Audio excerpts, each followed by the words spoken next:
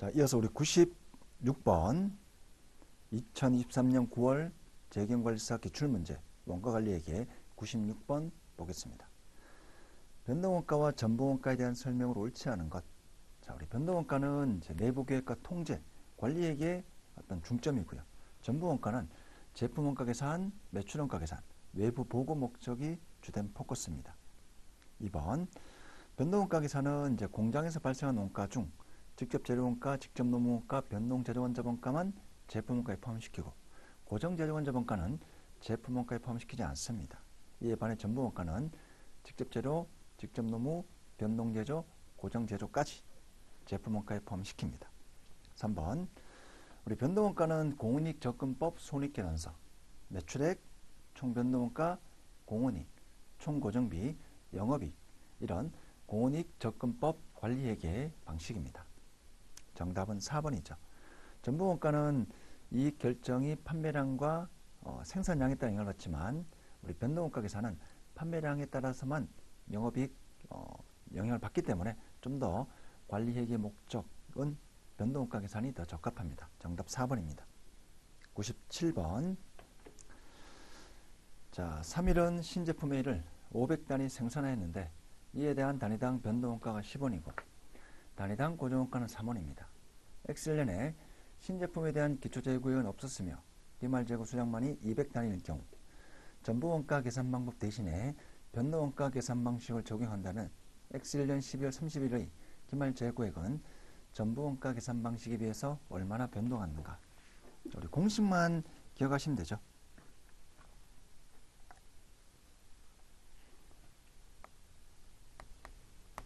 자, 우리 변동원가 계산 방식에 의한 영업이익 여기다가 빼기 더하기 기초재고자산에 포함된 고정재고원자원가 기말재고자산에 포함된 고정재고원자원가 이 두 개를 플러스 마이너스 하면 전부원가에 의한 영업이익이 산정이 됩니다. 자, 근데 500단위 생산했고요. 단위당 변동원가 10원, 단위당 고정원가 3원.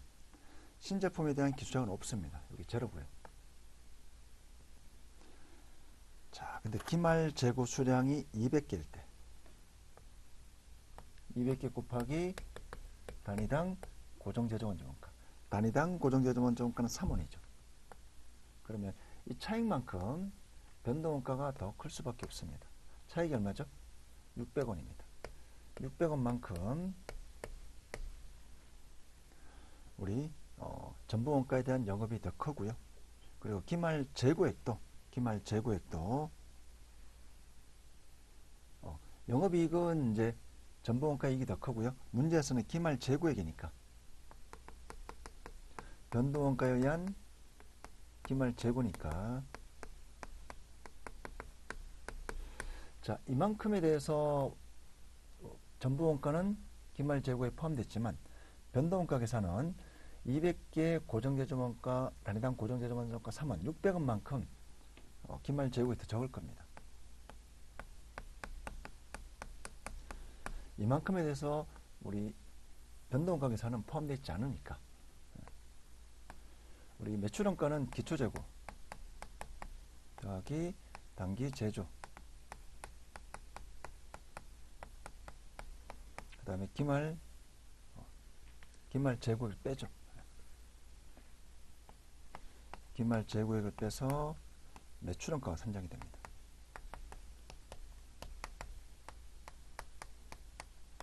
매출원가가 산정이 됩니다. 따라서 우리 전부원가 계산, 변동원가 계산은 이만큼이 기말 재고액에서 빠져 있습니다. 그래서 매출원가가 더 크니까 변동원가 계산에 의한 이익이 전부원가 계산 이익보다 더 작습니다. 더 작습니다. 정답 2번이고요. 98번 손익에 대한 자료가 다음 같을 때 전부원가 계산에 따른 매출 총익, 변동원가 계산에 따른 공은이익, 초변동원가 계산에 따른 재료 처리한 공은이익은 얼마인가? 자, 이거는 뭐 기본적인 이론을 묻는 문제고요.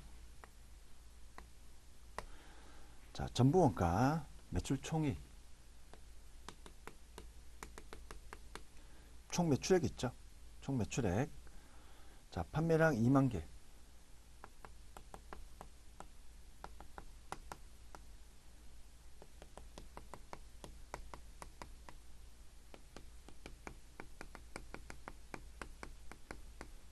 총 매출액. 총 매출액.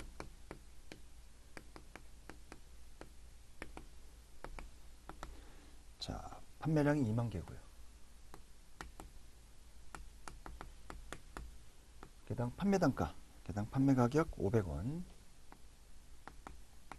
따라 총 매출액은 2만 개 곱하기 1000만 원 됩니다. 변동원가도 1000만 원. 초변동원가도 1000만 원. 자, 빼기 총 변동비. 그 다음에 총 매출 원가.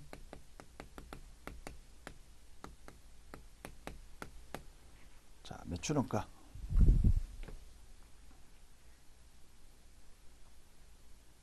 자, 매출 원가는 우리 기초재고, 단기 제조 빼기 기말. 기초제품 없고요. 단기 제조 25,000개. 자, 기말 재고 5,000개. 단기 2만 개 판매했으니까. 자, 개당 단위당 제조원가, 제품원가. 자, 우선 직접 재료 130, 직접 노무 100. 자, 변동 제조 원자원가 70. 여기는 제조만 포함되니까. 자, 고정 제조 원자원가, 단위당 고정 제조 원자원가.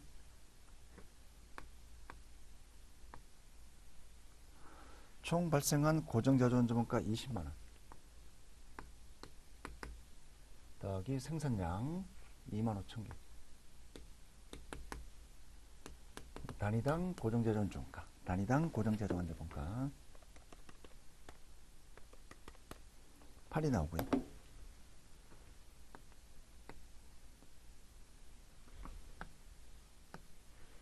자, 동일합니다. 매출원가, 매출원가.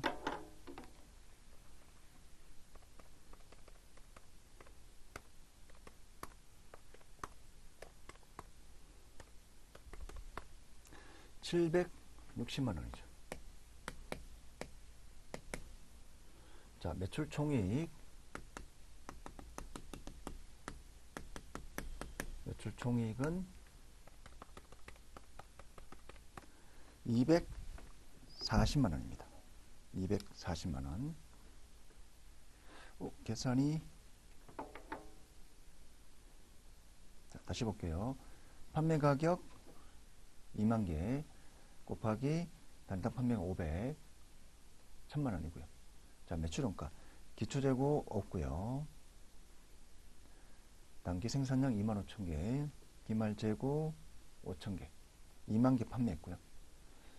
직접 재료원가 130, 직접 노무원가 100, 변동 제조원자원가 70, 고정 제조원자원가 20만 원 나누기 단기 25,000개 8원이고요.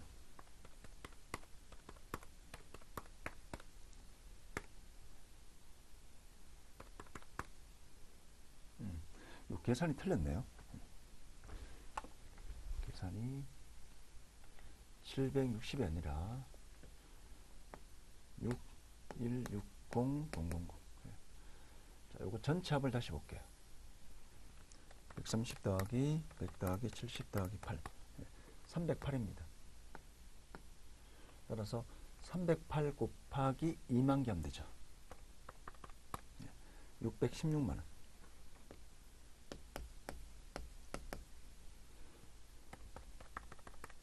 매출 총이익 384만 원. 384만 원. 자, 그 다음 변동원가에 의한 공원이익, 변동원가에 의한 공원이익. 총 변동비를 뺍니다. 이번 차시 기출은 계산이 이게 굉장히 노가다가 많네요. 자, 총 변동비. 여기도 2만 개 곱하기. 그냥 바로 판매된 수량만 계산할게요. 2만 개 곱하기 2만 5천 개 빼기 5천 개니까 단기 판매 수량 2만 개 곱하기 총 변동비니까 직접 재료원가 130, 직접 노무원가 100, 변동 재료원가 70, 그다음 변동 판매관리비 되죠. 변동 판매관리비 30, 변동 판매관리비 총 변동비니까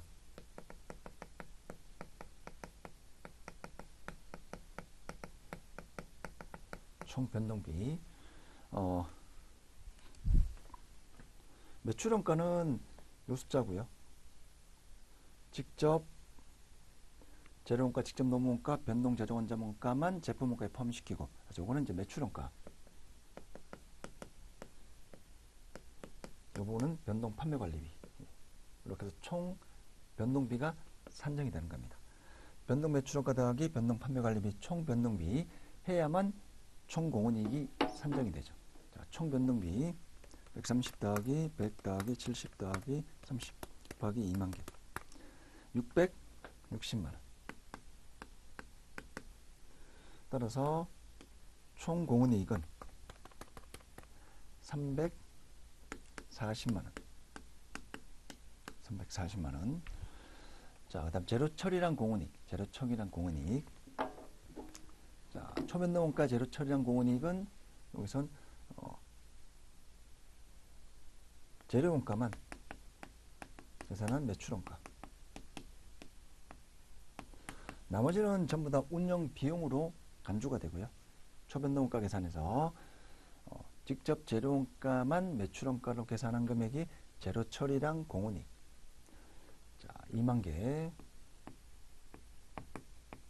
곱하기 직접 재료원가만 130. 이 부분이 이제 매출원가. 재료 매출원가.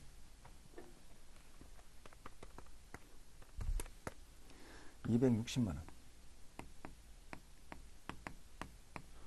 따라서 재료 처리랑 공원이익은 740만 원 산정이 됩니다. 740만 원. 정답 4번이고요. 자, 98번 문제 굉장히 쉬운 문제입니다. 정의만 하면 되는데 노가다 계산이 좀 번거로울 뿐입니다. 변동가 계산 총 매출액에서 총 변동비. 총 변동비는 변동 매출원가 더하기 변동 판매관리비. 그다음 재료 처리한 공원이익은 총 매출액 빼기 재료 매출원가. 정의만 알면 풀 수 있는 문제입니다. 98번의 정답은 4번이고요. 자, 99번. 초변동원가 계산 방법에 대한 설명을 옳지 않은 것. 1번. 매출액에서 판매된 제품의 직접 재료원가만 차감하여 재료 처리랑 공원이익. 2번. 초변동원가 계산은 판매량에 의해서만 이익이 결정되는 아니죠. 재고에 대해서도 영향을 미칩니다. 판매량에 의해서만 결정되는 방식은 변동원가 계산 방식. 그러니까 초변동원가 계산은 전부원가와 반대라고 보시면 됩니다. 재고가 증가하면 전부원가 계산의 이익이 증가하고 반대로 초변동원가 계산의 이익은 감소하고 일반적으로 재고가 감소하면 초변동원가 계산의 이익은 증가하고 전부원가 계산의 이익은 감소합니다. 3번. 그래서 초변동원가 계산은 재고가 줄면 줄수록 이익이 증가되니까 불필요한 재고 누적 방지 효과가 있습니다. 4번. 우리 외부 보고 목적으로는 전부원가 계산 방식만 유효합니다. 초변동원가, 변동원가 전부 다 외부 보고 목적으로는 사용할 수 없습니다. 외부 재무제표 공시 목적으로는 사용할 수 없고 내부 관리회계 의사 목적으로만 이용한다는 겁니다. 자, 100번. 100번도 조금 까다로운 문제입니다. 근데 이것도 정의만 알면 쉽게 풀 수가 있는데 우리가 기본적으로는 이제 이익 분수할 때 전부 다 선입선출법을 가정하죠. 단위당 고정자재원자원가 이런 계산할 때 전부 다 선입선출법을 가정합니다. 기초제품이 먼저 판매된 거로 보고 계산하는데 이 문제는 단위당 제품 원가를 평균법으로 재고자산을 평가한다고 가정했습니다. 자, 하나씩 써볼게요. 100번. 변동원가 계산에 의한 영업이익.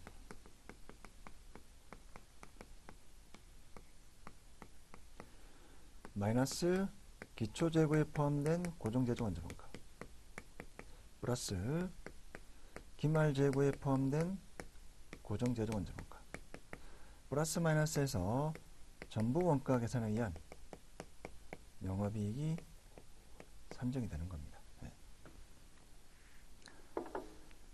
자, 기초재고가 200개. 이때 평균법으로 계산한 단위당 고정재조 원자원가는 50이 나왔고요. 자, 기말재고 기초 200, 단기 생산 1800개, 판매량이 1500개니까 200개 더하기 1800개 빼기 1500개 하면 단기 1500개 하면 기말재고는 500개가 나오죠. 기말재고는 500개.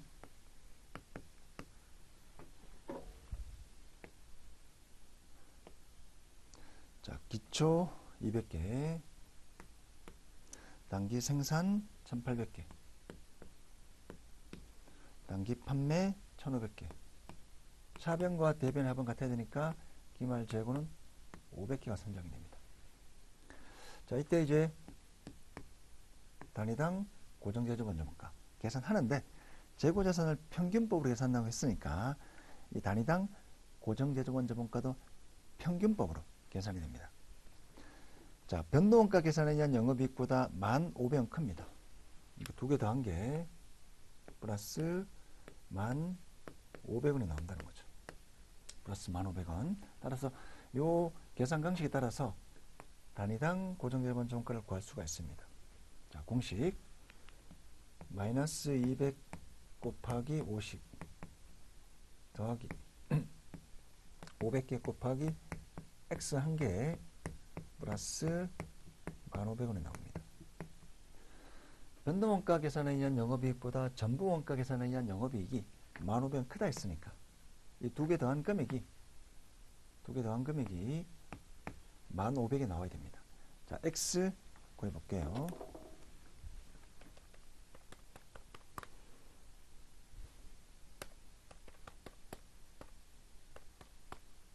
(41이) 나옵니다. 자, 여러분들 요거 천천히 한번 계산해 보세요. x가 41, x가 41이 나옵니다. 자, 여기까지 이제 우리가 계산됐고요. 문제는 뭐죠? 6월에 발생한 고정재조원가 총액은 얼마인가? 자, 문제에서는 단기를 6월로 표현했습니다. 6월에 발생한 총 고정재조원가 원가는 얼마인가? 이 숫자를 묻는 거죠. 자, 그러면 이 숫자가 이제 어떻게 나왔을까? 이 과정을 통해서 변동원가 계산한 영업이익보다 전부원가 계산한 영업이익이 1,500이 크니까 이 산식에 따라서 단위당 고정재조원가가 40이 나왔습니다. 근데 우리 단위당 고정재조원가 평균법에 의해서 계산합니다. 자, 계산할게요. 단위당 고정재조원가 일단 기초에 발생한 총 고정재조원가 더하기 단기에 발생한 총 고정재조원가 기초에 발생한 총 고정재조원가 더하기 단기에 발생한 총 고정재조원가 이거 두 개를 더해서 기초에 200개 있고요. 단기 1800개 200개 더하기 1800개 이렇게 해서 이제 평균법이니까 평균법에 의한 단위당 고정재조원가죠. 평균법으로 가정했으니까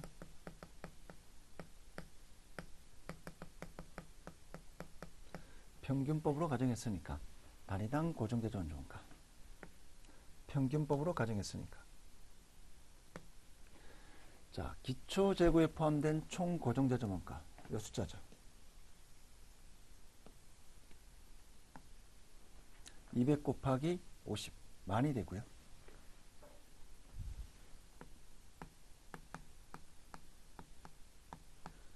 단기에 발생한 총 고정제조 원자원가 Y가 됩니다. 이 숫자가 얼마가 나왔죠? 평균법에 의한 단위당 고정제조 원자원가 40일이 나왔습니다. 2000개. 평균법은 항상 넣어야 되니까 기초 더하기 단기 생산량 합쳐가지고 평균 단위당 고정제조 원가를 구합니다. 만 더하기 Y. 이렇게 평균법으로 한 게 단기 발생한 총 고정제조 원가, 기초재고 총 고정제조 원가 두 개 더해서 기초재고 수량, 단기 생산 수량. 그러면 기초하고 단기에 발생한 총 고정제조 원가를 두 개 더해서 평균적으로 40일이 나왔다는 겁니다. 자, C가 미주수 하나니까 Y 구할 수 있을 겁니다. 72,000 계산이 됩니다. 자, 이 문제 좀 어려운 문제고요. 여러분 아마 우리 정규책에 이런 비슷한 유형의 문제가 있습니다. 대부분은 선입선출법에 따라 변동원가, 전부원가, 초변동원가 선입선출법에 따라 계산하는 과정이 일반적인 풀이 방식인데 이 문제처럼 재고자산을 평균법으로 평가한다. 그럼 평균법은 어떻게 되는가? 우리 재무회계할 때 단가 산정할 때 이동평균법, 총평균법 있잖아요. 두 개 더해서 나누기 생산량. 두 개 더해서 나누기 생산량. 그래서 이 첫 번째 식에서 이 두 개 차이가 1,500이 나오니까 단위당 평균법으로 계산된 단위당 고정제조 원자원가가 산정이 되고 그 40일 단위당 평균 고정제조 원자원가 계산 방식은 어떻게 되는가? 기초재고 더하기 단기 생산 수량 총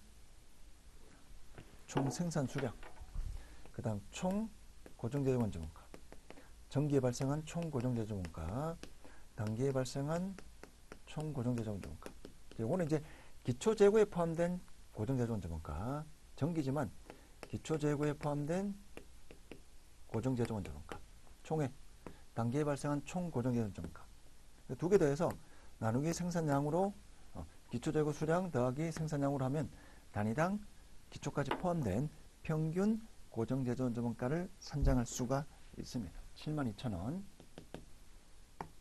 계산이 됩니다. 정답 2번입니다. 자, 문제 101번 우리 ABC 원가 활동기준 원가 계산 옳지 않은 것 1번 활동기준 원가 계산은 기업의 기능을 여러가지 활동으로 구분한 다음 즉 제조활동을 최대한 쪼갤 수 있는 활동별로 구분합니다. 활동에 대한 즉 활동을 제조 활동 기본적인 원가 대상으로 삼아 각각 제조 활동별로 원가를 집계하고 이를 토대로 하여 다른 원가 대상들의 원가를 보다 정확하게 계산할 수 있다. 즉 제조 활동을 전부 다 따로따로 구분하고요. 그 다음 활동별로 각각 배부율을 따로따로 계산한 다음에 최대한 세부적으로 제품 원가를 계산하는 겁니다.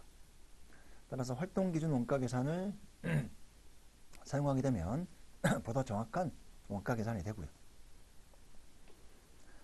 그래서 2번 활동기준 원가 계산은 제조원자원가의 추적 가능성을 향상시켜 보다 정확한 원가자를 산출할 수 있다.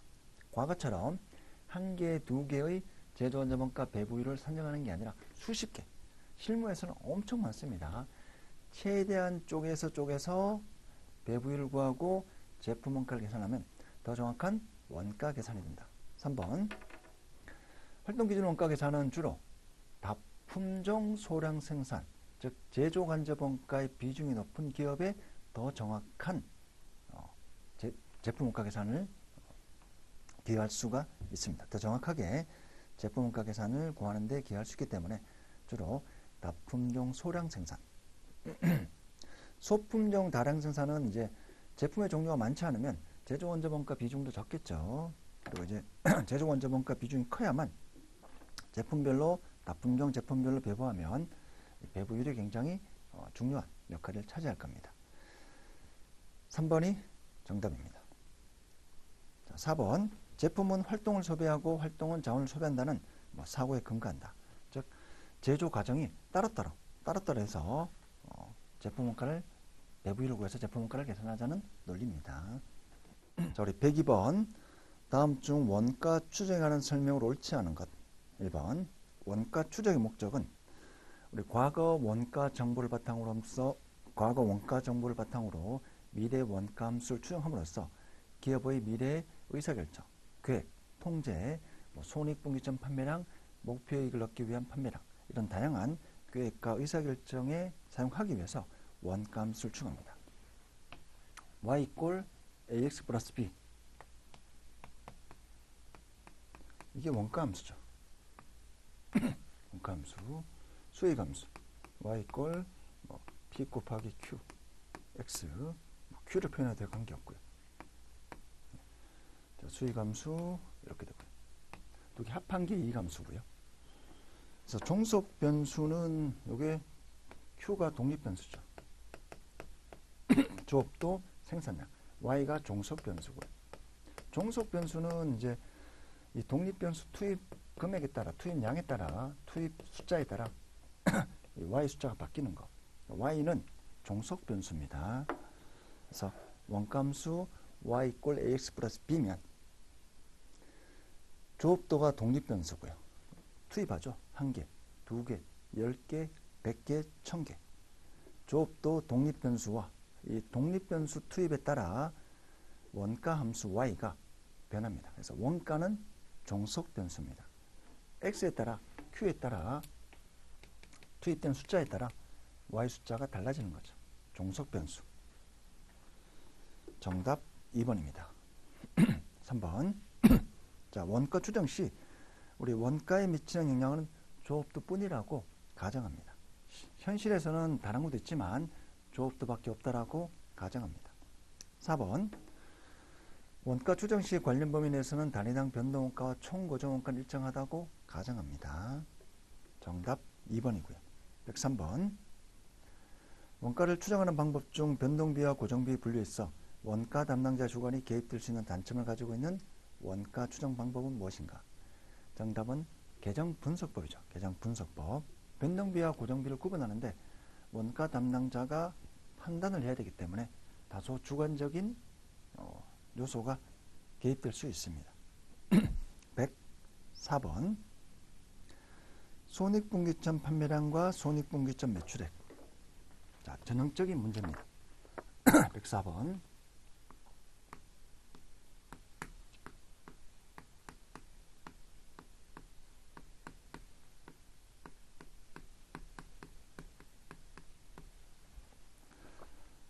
자, 단위당 판매 가격 100이고요. 단위당 변동원가, 변동제조원가, 변동판매관리비 50 더하기 10 곱하기 Q. 총 고정비, 고정제조원자원가와 고정판매관리비, 총 고정비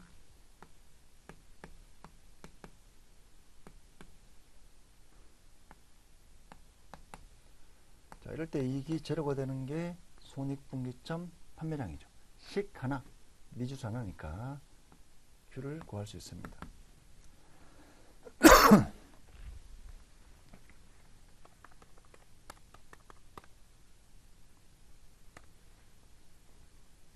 자, 두 개 빼면 60Q가 되죠.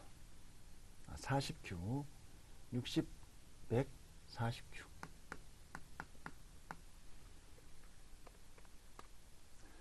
Q는 3000개입니다. 손익분기점 판매량은 3000이 되고요. 손익분기점 매출액은 3000개 곱하기 100 30만원 됩니다.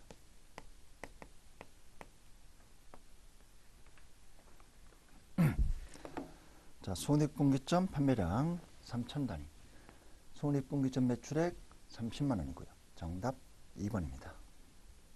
105번. 용선의 X1년 공은이익이 40만원, 영업이익이 10만원. 만일 X2년에 판매량이 25% 증가한다면 영업이익 증가율은 얼마가 될 거로 예상되는가? X1년, X2년 단위당 판매가격, 단위당 변동원가, 총 고정원가는 전부 동일하다고 가정합니다. 자, 105번.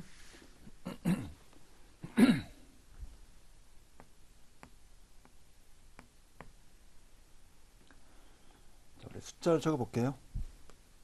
총 매출액, 총 변동비, 총 고정비 해서 영업이익이 나오고요. 또는 P 곱하기 Q, V 곱하기 Q 곱하기 총 고정비 하면 영업이익이 나오고요. 자, 공은이익이 40만원 나왔고요.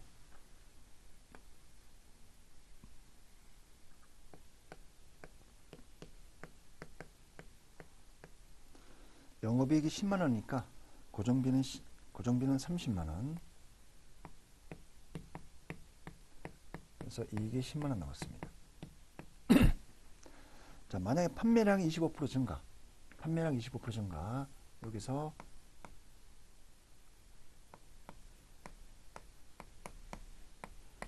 자, 이럴 때 40만원인데 예를 들어 판매량이 4,000개라 가정해 볼게요. 이렇게 가정해 보겠습니다. 그러면 단위당 공은이익이 100이 나오겠죠.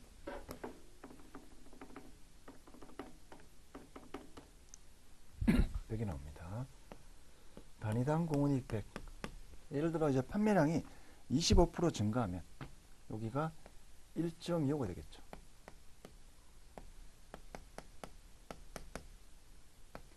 그럼 이제 판매량이 1.25 증가되면 25% 증가되면 5,125가 나올 겁니다.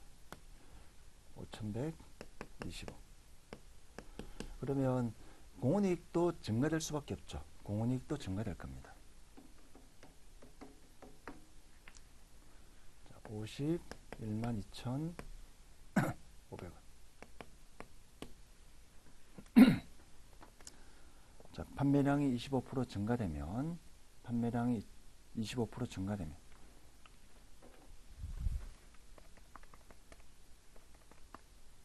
죄송합니다. 계산이 잘 안 돼. 5,000개죠, 5,000개. 계산기가 좀 이상하네요. 1.25 곱하기 4,000개. 25% 증가되면 공은이익도 50만원 증가되겠죠. 쉽게 표현하면 판매량이 증가되면 총 공은이익도 25%만큼 증가될 겁니다. 이렇게 약식으로 구해도 관계는 없습니다. 판매량이 25% 증가되면 총 공은이익도 25% 증가될 겁니다. 단순 비례하니까. 숫자는 임의로 제가 가정을 한 겁니다. 이해하기 쉽기 위해서. 그러면 이제 여기가 50만원으로 바뀌겠죠. 고정비는 변화가 없습니다. 고정비는 생산량에 따라 매출액에 따라 바뀌는 게 아니기 때문에 영업이익이 20만원. 자, 판매량이 25% 증가되면 총 공은이익도 25% 증가될 거고요. 이 계산을 통해서 자, 영업이익은 100% 증가됩니다. 10만원이 아니고 20만원이니까 100% 증가됩니다. 정답 4번입니다. 자, 우리 106번. 고정예산에 대한 설명을 옳은 것. 우리 고정예산은 특정 수준 조업들을 기준으로 하여 사전에 수립되는 예산. 특정 수준 조업도가 아니라 조업도 변화 여부에 따라 변동하는 것을 변동예산. 정답 1번이 됩니다. 107번. 사업부별 성과평가에 관한 설명을 옳은 것. 1번. 여러 사업부의 공통적으로 관련된 공통고정원가. 특정 사업부의 임의로 배분하는 경우 사업부의 성과가 왜곡될 수가 있습니다. 1번이 맞는 표현이죠. 2번. 특정 사업부로 추적 가능성에 따른 사업부별 추적 가능 고정원가와 공통 고정원가는 구분하는 것이 바람직합니다. 구분하는 게 바람직하죠. 우리 고정원가를 크게 세 개로 나눴죠. 통제 불가능한 고정원가를 크게 세 가지로 나누었습니다. 죄송합니다. 고정원가를 크게 세 가지로 나눴죠. 고정원가를 크게 세 가지로 구분했습니다. 첫 번째, 통제 가능한 고정원가. 혹시 통제 가능한 고정원가가 있으면 사업부 경영자 성과평가할 때 반드시 반영해야 되고요. 이제 통제 불가능한 고정원가. 그게 고정원가를 통제 가능한 고정원가, 통제 불가능한 고정원가. 이렇게 크게 두 가지로 구분했고요. 통제 가능한 원가는 이것도 이제 변동원가 성격이 있는 거니까 경영자 의사결정에 따라 변화가 가능하니까 요거는 성과평가할 때 포함시켜야 되고요. 그래서 우리가 표현할 때는 사업부 경영자 공헌이 성과평가할 때 고려해야 됩니다. 근데 통제 불가능한 원가는 다시 두 가지로 구분했죠. 사업부별 추적 가능한 고정원가가 있고요. 추적 불가능한 고정원가가 있습니다. 이렇게 두 가지를 구분해야만 전체 각 사업부의 어떤 이익이 표시되기 때문에 이렇게 추적 가능하면 구분해서 하는 게 바람직합니다. 그래서 추적 가능한 고정원가와 공통 고정원가 구분하는 것이 바람직하고요. 통제 가능 원가와 통제 불능 원가의 구분은 불가능하다. 아니죠. 구분 가능하기 때문에 구분 실익이 있습니다. 그래서 통제 가능한 고정원가가 있다면 반드시 사업부 경영자 성과평가할 때 반영해야 됩니다. 4번, 특정 사업부의 경영자에 대해 성과평가 시 통제 불능 원가를 포함시키는 것은 바람직하지 않습니다. 통제 가능한 고정원가만 사업부 경영자 성과평가할 때 반영해야 됩니다. 우리 책에 보시면 잘 정리되어 있습니다.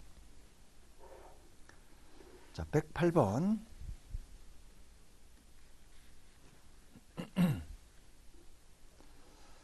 자, 매출 조업도체. 우리 108번부터는 다음 시간에 할게요.